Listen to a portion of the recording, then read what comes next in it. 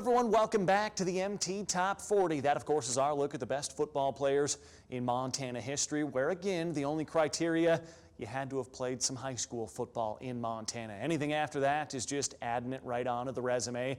It's Friday. That means we're on to, of course, the #1 defensive lineman in the MT Top 40, a guy that played on the High Line, then to the University of Montana, all-conference selection there, jetted early to the National Football League, and put together one heck of a pro career. #1 on the D lineman is Mike Tilleman of Chinook. Plenty of Montanans have played pro football, but few have the resume quite of Mike Tilleman. Former Chinook sugar beater and Montana Grizzly has one of the most impressive resumes that you will see in Treasure State history. He was born and raised near Zurich, then went to Chinook High School late 50s, early 60s. He was a high school All-American for the Sugar Beaters up there. Defensive tackle, 6'7", 270 pounds, had plenty of offers from around the country, but decided to go to the University of Montana. I played the Shrine game. I remember I got offered to play in the National Shrine game, and the high school association wouldn't allow me. I played 2 years of high school. I had scholarships all over the United States. 30, 40 colleges. And I was I guess an all-American high school player. And I took rides to different places to look, and like University of Georgia, and a lot of other places. And got down, it was 4th of July. I remember it was colder than heck. I was picking rock with a sheepskin coat on. Anyway, University of Washington called me. I had news, Washington or Montana. They said, you got to make up your mind, you going to come with us, or what are you going to do? Went with Montana. It came time to go. I had a 52 Ford, and I got my Arkansas Samsonites out, which was 4 paper bags of clothes, and went to Montana.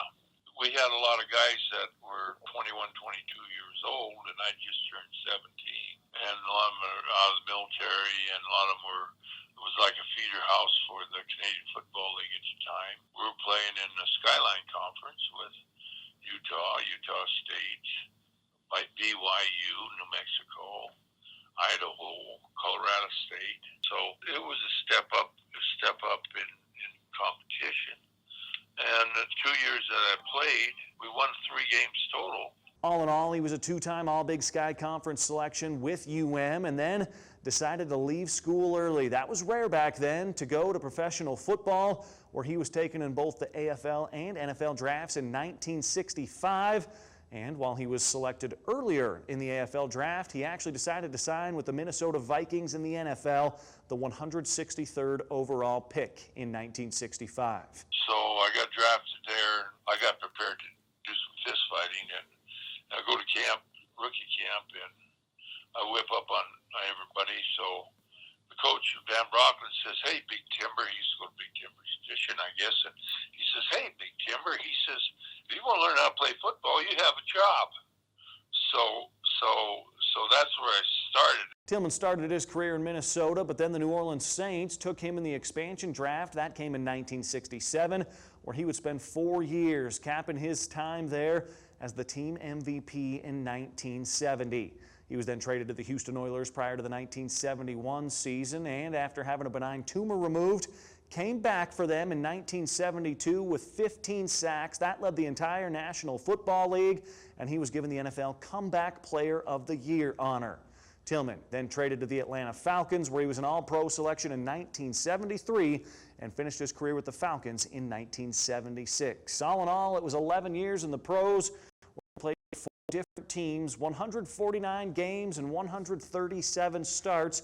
That's according to ProFootballReference.com.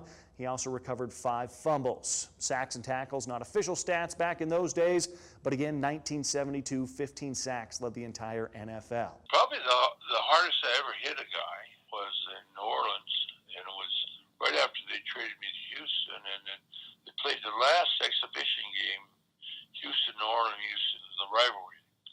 And I remember this, Bobby Olson was his name, I don't know if he's alive or not, was a center for long snapper for New Orleans, was snapping it, and evidently I hit him just right, right with his head down or something.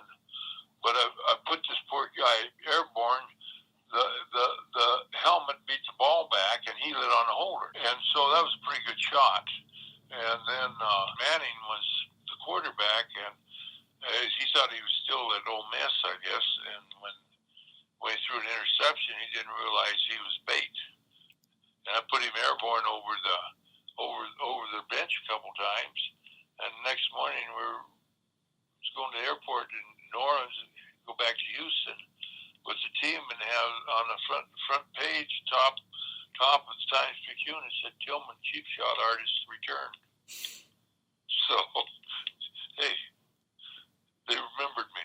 And Sports Illustrated ranked Tilleman the number 26 greatest sports figure from Montana. That was back in 1999, the December 27th issue.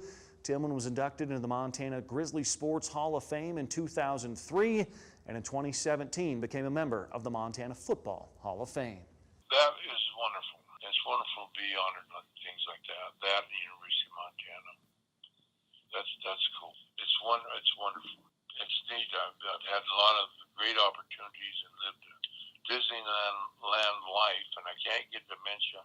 I can't retire, and I can't die because I got to be to work at 8. 2 positions up, 2 positions down. You've met the top 5 defensive backs and the top 5 defensive linemen, and of course we throw in honorable mentions as well. Take a look at the list of names here. We actually had to do 10 of them. Some of the guys that played D-tackle and defensive end, some of the careers. Plenty of great guys on there. You can read more about them at montanasports.com and tune in to montanasports.com again on Monday. We're moving our way to the linebackers. Richie Melby, MTN Sports.